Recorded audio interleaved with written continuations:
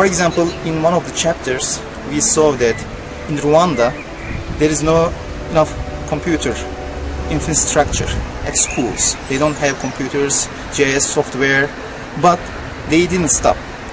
To learn how to think spatially, they produced some handouts and ready-to-use materials with transparencies. Without computers, without digital data, they still use GIS and promote GIS throughout the country at secondary schools, and it's very important. And in other countries, we learned from the book that there are many different challenges in front of using GIS in schools, and lack of computers, lack of knowledge about GIS, about how to use GIS in education. They are still the most important challenges in front of using GIS in schools. But on the other hand, we see many good opportunities. For example, computer technology, we see that in many countries, infrastructure is improving very well. Classrooms are equipped with computers, internet, and then intelligent whiteboards, and it will be very easy to implement GIS-based applications, to use GIS in learning different subjects in classrooms. And the other benefit of the book is that we learn from each other.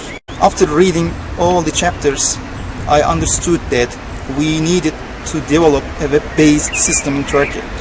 We have been doing different things to make GIS a common tool in schools. For example, in 2008, we have published a book, GIS for Teachers. It includes digital data, software, and ready-to-use materials for teachers and students.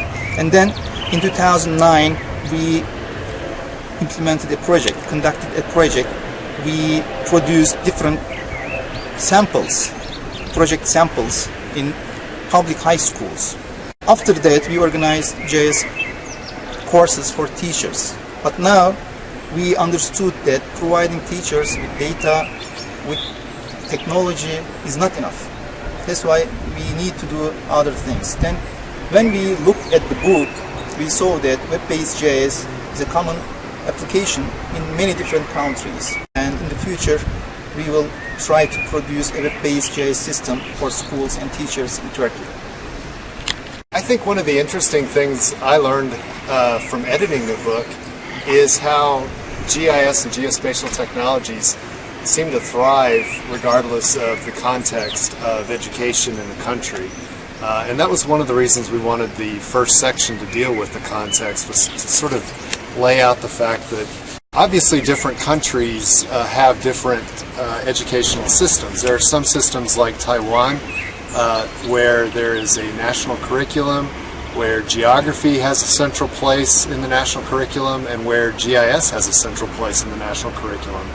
And the Ministry of Education in Taiwan has supported GIS through a variety of initiatives: teacher training, curriculum development, software, data.